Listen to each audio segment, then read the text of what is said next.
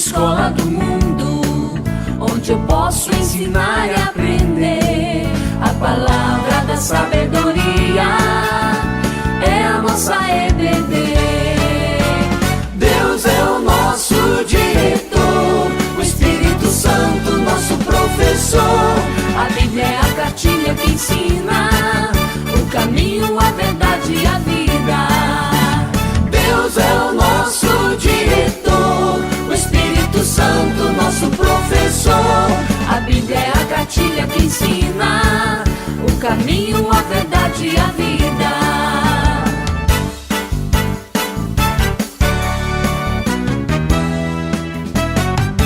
Na manhã de domingo eu estudo, quero mais de Deus conhecer.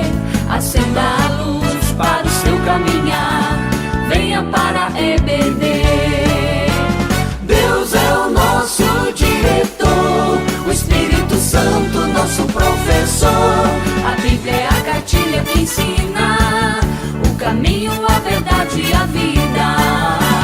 Deus é o nosso diretor, o Espírito Santo nosso professor. A Bíblia é a cartilha que ensina o caminho, a verdade e a vida.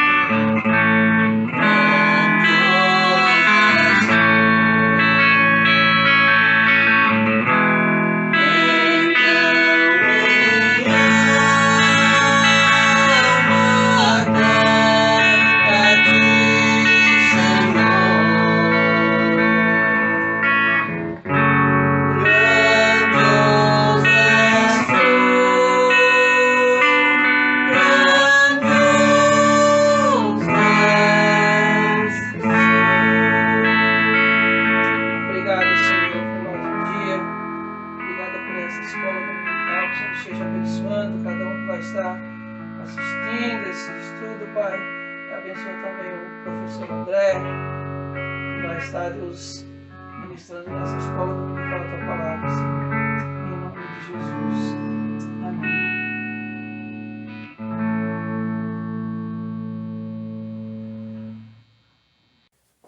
Olá, irmãos. Esta é a segunda aula da nossa escola dominical virtual. Estamos estudando o Evangelho de João e eu sou o diácono André. Estou dando estas primeiras aulas. Hoje nós vamos entrar no texto especificamente de João, capítulo 1. Na semana passada, no fim de semana passado, a gente fez uma introdução a esse evangelho. Se você não assistiu o primeiro vídeo, acessa aí no próprio canal da igreja no YouTube, tem a primeira lição. Também nos ajude divulgando, pode curtir ali, se inscrever no canal, que você vai receber a notificação sempre que for postado um novo vídeo. Né? E nos ajude para que outras pessoas também possam acessar essa escola dominical virtual, tendo em vista que nós já estamos aí há mais de 4 meses sem poder nos reunir mesmo para esse momento tão importante da vida da igreja, lá presencialmente em Três Riachos. Se você já está com a tua Bíblia aí, eu vou sugerir uma questão. Dê um pause no vídeo e leia o capítulo 1 de João, desde o versículo 1 até o versículo 18. Leia com atenção, faça a sua oração e depois volte para o vídeo que nós vamos dar continuidade a esse estudo, ok? Então, se você já leu este capítulo, esse primeiro capítulo de João, você vai perceber que é um capítulo diferente daquilo que a gente estaria habituado a ler nos outros evangelhos, Mateus, Marcos e Lucas. Ele começa de uma maneira bastante diferente dos outros evangelhos. E hoje nós vamos tratar o porquê dessa diferença. Normalmente esse trecho que nós lemos, né, do capítulo 1, do versículo 1 até o versículo 18, é denominado prólogo. Prólogo é uma introdução. É aquele trecho em que João deixa mais explícito quais serão as ênfases que ele vai dar no decorrer de todo o Evangelho. Então, vamos procurar entender, né, qual que é o contexto, a circunstância que exige que ele faça uma abertura dessa maneira. Só para a gente usar como um paralelo, Mateus, no início do seu Evangelho, traz uma genealogia. A primeira coisa que aparece no Evangelho de Mateus é uma genealogia. Genealogia é aquele processo de identificar de quem Jesus é filho, neto, etc., que servia para os hebreus, para os judeus daquele tempo, como uma comprovação de que Jesus era, sim, descendente do rei Davi. E isso comprovaria as profecias do Antigo Testamento de que o Messias seria, né, o descendente do rei Davi. Da mesma maneira, o relato de Mateus, de Lucas, falam sobre o nascimento de Jesus em Belém, que também era o cumprimento de uma profecia, ou de algumas profecias realizadas no Antigo Testamento. Da mesma maneira, João também começa esse primeiro capítulo, com essa introdução especificamente, por causa de algo que ele quer dizer, né? Por causa do seu público.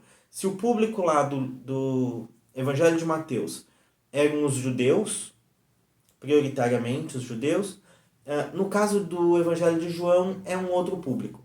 Então, vamos olhar para essa circunstância. Tá? Nós falamos na primeira lição, no primeiro vídeo, sobre algumas características do livro de João. E uma das coisas que nós não dissemos ou não aprofundamos é que nós temos algumas informações sobre a escrita desse livro. Né? Informações que vêm da história da igreja, do testemunho de outras pessoas que viveram ali no século II, especialmente, logo depois do ano 100, e que o Evangelho de João teria sido escrito por volta do ano 90, tá? Da era cristã. Há quem diga, inclusive, que pode ter acontecido no ano 100. Tá? Se foi no ano 100, isso dá 70 anos após a cruz. 70 anos após a morte, ressurreição e ascensão de Jesus. Isso é muito tempo. Tá? E além de ser muito tempo, significa que João está já muito idoso. Tá? A gente não sabe exatamente o ano em que João morre, mas provavelmente é na virada do primeiro para o segundo século. E ali ele já tem provavelmente perto dessa idade, 90, 100 anos. Né? Então já é um senhor muito idoso. Ele mora há muitos anos já na cidade de Éfeso. Ele é pastor da igreja de Éfeso. Junto com outros homens que ele foi treinando nesse período, que foram seus discípulos. Então ele escreve o Evangelho de João provavelmente em Éfeso, sendo auxiliado por outros membros da igreja, por outras pessoas dessa igreja, ali por volta entre o ano 90 e o ano 100. Quando você chega nesse ano e nessa cidade, há uma característica da igreja muito interessante. Lá nos primeiros anos, quando o livro de Atos está relatando principalmente ali o início da igreja, a igreja era formada basicamente por judeus. Judeus convertidos. Judeus que até podem morar em outros lugares. Há judeus que vêm de Roma, há judeus que vêm da África, há judeus que vêm da Arábia. São locais que são citados nos primeiros capítulos de Atos. Mas são judeus, de religião judaica. Então conhecem o Antigo Testamento, estão inteirados de determinadas questões do Antigo Testamento. Para esses novos cristãos, faz muito sentido o Evangelho de Mateus, por exemplo. Ou o Evangelho de Lucas, em que se fala muito sobre as profecias do Antigo Testamento, sobre o cumprimento dessas profecias. No ano 100, ou no ano 90, a imensa maioria da igreja cristã já não é mais de origem judia. Por quê? Por causa do ministério dos apóstolos, do próprio apóstolo Paulo. O evangelho vai se espalhando pelo mundo conhecido, e isso é basicamente o Império Romano, mas nós temos informações de que antes do ano 100 o evangelho já poderia ter chegado à Índia. Isso é lá no Oriente, é bastante distante. Nós sabemos lá pelo ministério de Filipe, no início de Atos, do livro de Atos, que o evangelho chega à África, ao Império Etíope, que hoje é a Eritreia, o Sudão, mais ou menos. Isso já não é tão ao norte da África, já começa a descer um pouquinho. Então, o evangelho já se espalhou por muitos lugares. Ele já chegou à Europa, já chegou à Espanha, já chegou aos confins do Império Romano também na Europa. Então, há um perfil da igreja que já é diferente daquele do início. Especialmente ali na condição de João, naquela região, a região do Império Romano, a cultura desses povos é uma cultura grega, originária do Império Grego, que é o império que foi substituído pelo Império Romano, em termos de poderio militar e político, mas essa influência da cultura se mantém, e se mantém durante muito tempo. Então, quando você chega ali no final do primeiro século, a língua de qualquer pessoa mais intelectual, a língua dos textos escritos, era o grego. Os aspectos culturais tinham essa mesma origem. Comparando mal e mal, mas é como se a gente estivesse falando hoje da cultura norte-americana. Nós somos brasileiros. Nós estamos muito distantes dos Estados Unidos. Mas todos nós conhecemos algo da música norte-americana, algo do cinema norte-americano, algo dos esportes norte-americanos. Nós temos palavras que têm origem nos Estados Unidos, no inglês. Se você tem um adolescente, um filho adolescente, ou um jovem que precisa estudar, que está querendo se aprofundar até para entrar no mercado de trabalho, aprender o inglês é interessante. A mesma situação acontecia para essas populações lá no Império Romano. O grego era a língua, a cultura grega era a cultura dessas pessoas. E daí, para essas pessoas, ouvir determinadas expressões que levavam a Jesus não fazia muito sentido. Por exemplo, dizer que Jesus era o Messias. Messias é uma palavra que vem do hebraico. As pessoas não conheciam o hebraico. As pessoas nunca tinham ouvido essas profecias. Você dizer que Jesus é filho de Davi, provavelmente eles nunca tinham ouvido falar sobre o rei Davi. Ou falar sobre a lei de Moisés, é algo que estava muito restrito ao povo de Israel. as outras culturas não conheciam. Então, quando João vai escrever, ele vai escrever para essas pessoas que não conhecem esse pano de fundo da cultura hebraica, okay? Do Antigo Testamento, etc. Então, ele vai relatar a história do Evangelho, a história de Jesus Cristo, não abre mão do que é importante da história mesmo de Jesus, da fala de Jesus, mas ele vai usar um formato e uma linguagem que essas pessoas vão entender. Ok? Existem duas situações específicas da cultura grega que são muito importantes para João. A primeira é essa palavra que a gente já vê bem no início do texto, que na nossa Bíblia a maioria traduz como verbo ou palavra. O termo em grego, é logos. Tá? Logos tinha esse significado de palavra ou de verbo ou de razão, de pensamento, né? De inteligência. Para os gregos, a palavra realiza as coisas. Por isso é o verbo, né? Fazer, amar, etc. A palavra realiza coisas. E a razão, para os gregos, era aquela ordem que dá ordem à criação, que organiza a criação, que organiza o universo para eles. Né? Então, quando João usa essa palavra, no princípio era o verbo. Opa, o verbo remete a quem criou. Quem criou todas as coisas. O verbo remete a quem organiza o universo. Deus. Para todos os efeitos, ele estava se referindo a Deus. Tinha uma outra situação que João puxa lá da cultura dos gregos, que era muito importante para eles, que era uma noção até da filosofia. Quem passou pelo ensino fundamental, ensino médio, provavelmente lembra, né, de estudar alguns dos filósofos gregos. Era uma coisa muito importante para eles, isso estava muito na cabeça deles, que o mundo se dividia em duas partes, o real e o aparente. O real era o mundo lá de Deus, vamos supor. Tá? É o céu. A realidade em que nós estamos não é real, é uma aparência. Ela é imperfeita, porque ela só tenta reproduzir aquilo que está no céu. Isso era da cultura grega. Agora, isso faz muito sentido para o Evangelho também. Né? E daí João usa muitas vezes a expressão verdadeiro.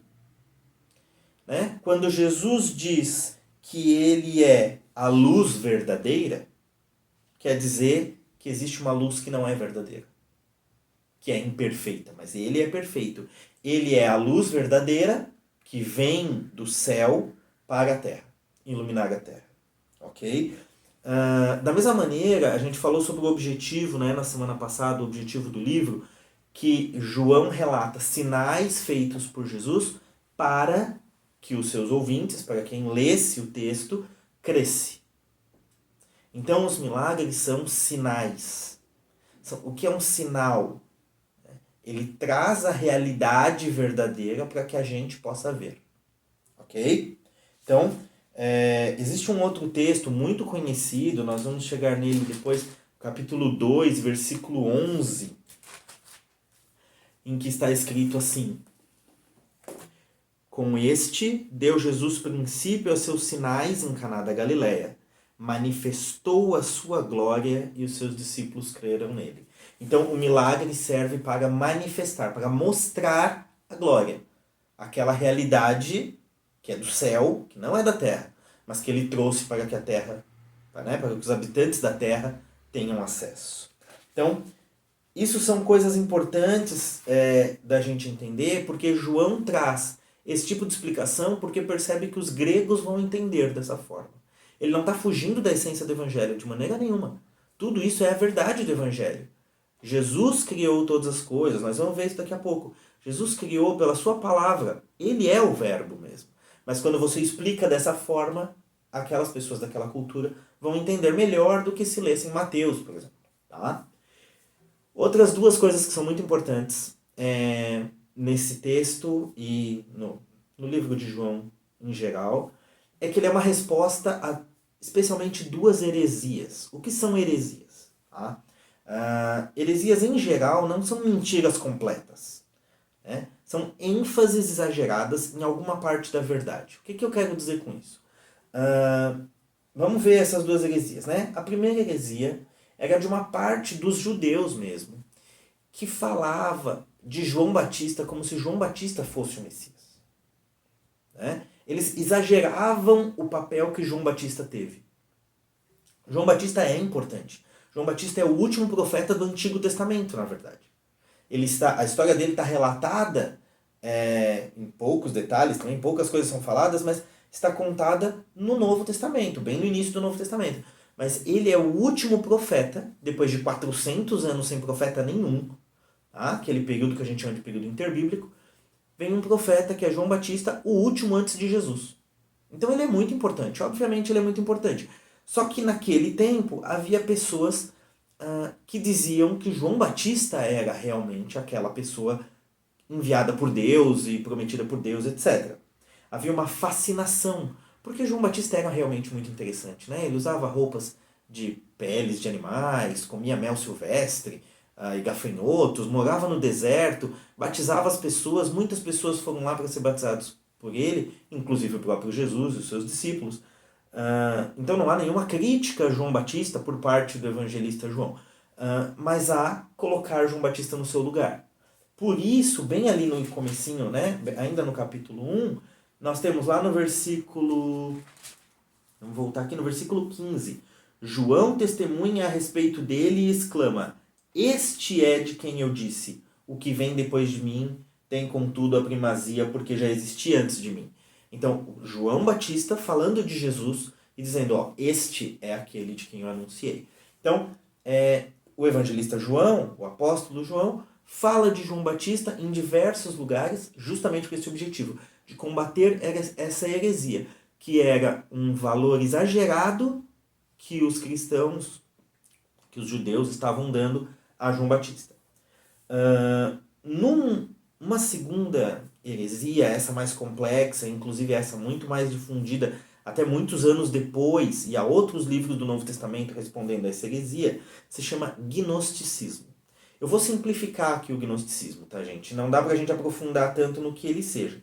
Mas, basicamente, é uma filosofia que tinha como pano de fundo uma noção de que Deus é bom, o Espírito é bom, e a matéria, a coisa, é má.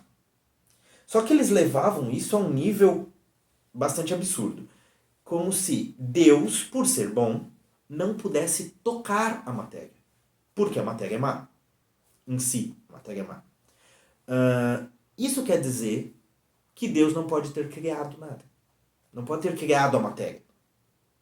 Porque como Deus, que é perfeito, iria criar a matéria que é imperfeita. Então, eles estão negando que Deus criou o universo e tudo mais. Se Deus não criou, quem criou? Então eles inventaram uma lógica, para nós parece um pouco absurda, mas a gente precisa entender isso. Que Deus teria criado o que eles chamavam de emanações. Criou uma emanação, essa emanação criou outra, e outra, e outra, e outra. E na medida que essa emanação se distanciava de Deus, ela se tornava menos perfeita e conhecia menos a Deus. Até que chegou uma determinada emanação lá na frente que não conhecia Deus e que era má. E ela criou o universo. Olha que lógica muito louca, né? Muito bizarra. Mas era nisso que essas pessoas acreditavam. E essas pessoas estavam dentro da igreja, inclusive. Tá? Estavam dentro do judaísmo, estavam dentro da igreja cristã naquele primeiro século. E aí eles criam de maneiras diferentes sobre Jesus. Havia pelo menos 3 possibilidades. Uma, que Jesus era uma dessas emanações lá muito distantes e que ele sim poderia ter criado a Terra, mas que isso tornaria ele um semideus. Ele não era um Deus completo. Ou que Jesus Cristo, aquele que foi crucificado exatamente, não era um ser humano de verdade, não tinha um corpo real, não tinha matéria, ele era só Deus.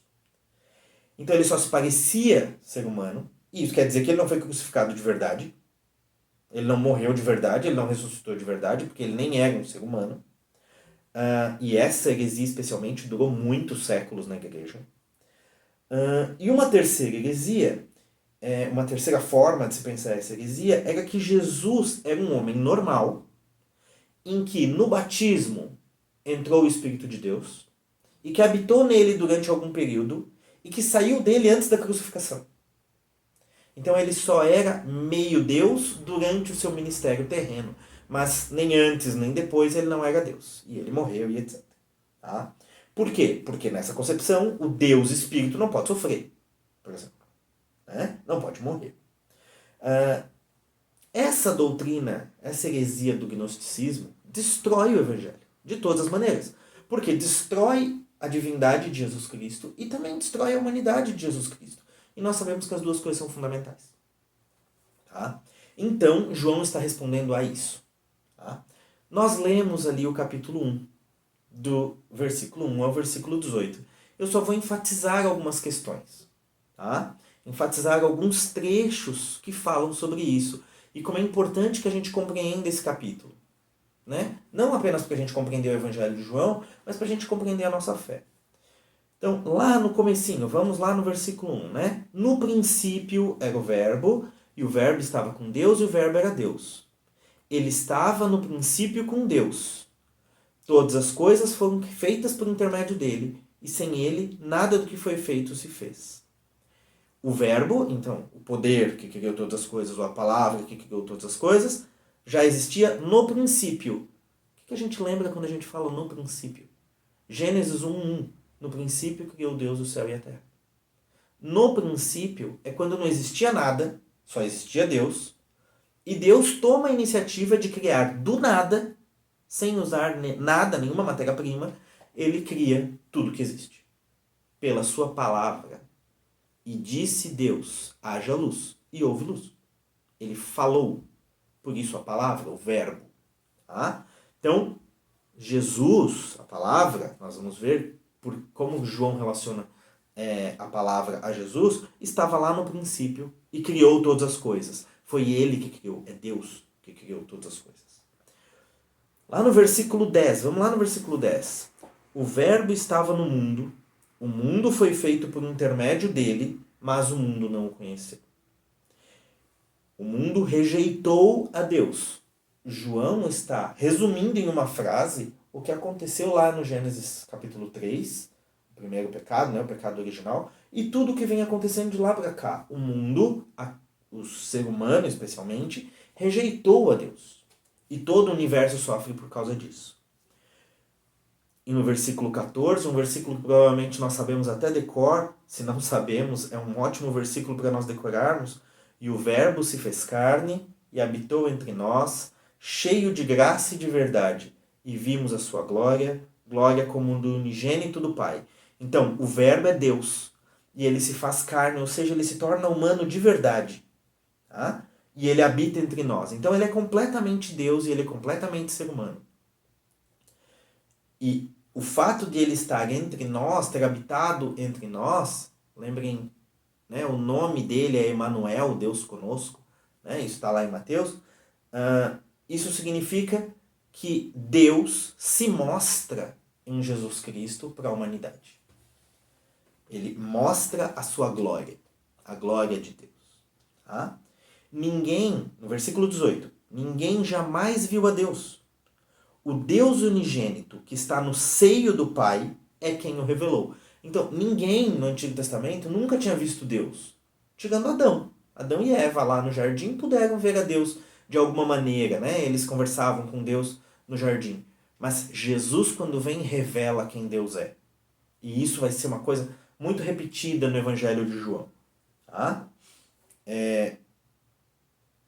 O texto de João 1 a 18 é uma poesia. É um texto muito bonito. E nós não podemos perder a perspectiva do que ele está dizendo. Ele está enfatizando para aquelas pessoas que esse Jesus de quem ele está falando é o poder criador do universo. É Deus. Ele está usando as palavras que aquele povo vai entender. Mas ele está dizendo que Jesus Cristo é Deus. É a palavra que criou o universo. Isso é muito importante para nós hoje, porque nós estamos pensando em ciência, né? Os astrônomos estudando, os físicos, etc. Mas nós cremos que, independente de como foi ou das coisas, como o universo é, isso é tudo muito interessante. Mas quem criou o universo, quem é o poder por trás de tudo, é Deus. E é esse Jesus Cristo que encarnou e que veio mostrar esse Deus para nós. Tá? Isso é muito importante.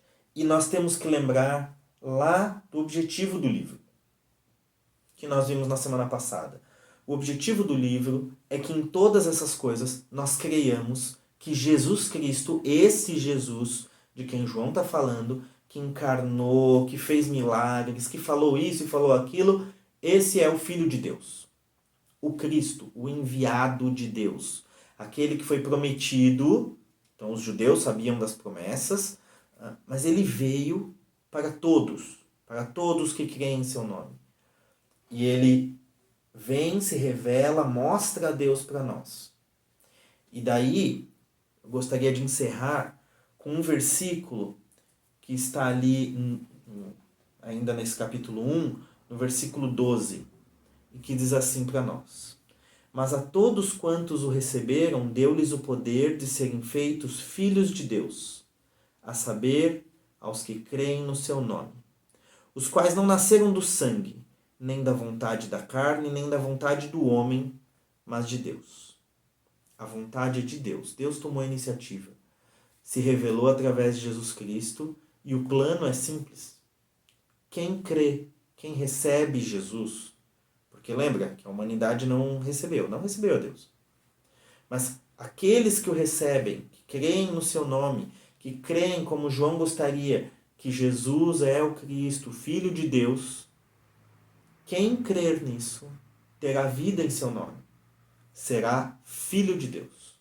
Tá? Não vamos nos esquecer disso. Na semana que vem nós vamos continuar esse texto, nos aprofundando no que o Evangelho de João traz para nós.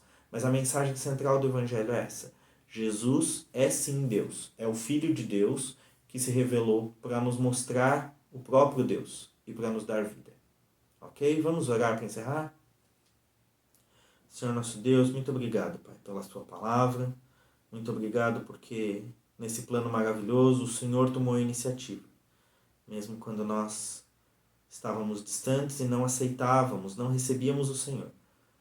Mesmo nós que não somos judeus, que não tínhamos a bênção das promessas do Antigo Testamento, mas o Senhor tomou a iniciativa e enviou Jesus Cristo, seu Filho, para nos revelar a sua glória e usou homens como João para nos explicarem isso, para que nós pudéssemos entender e crer no seu nome.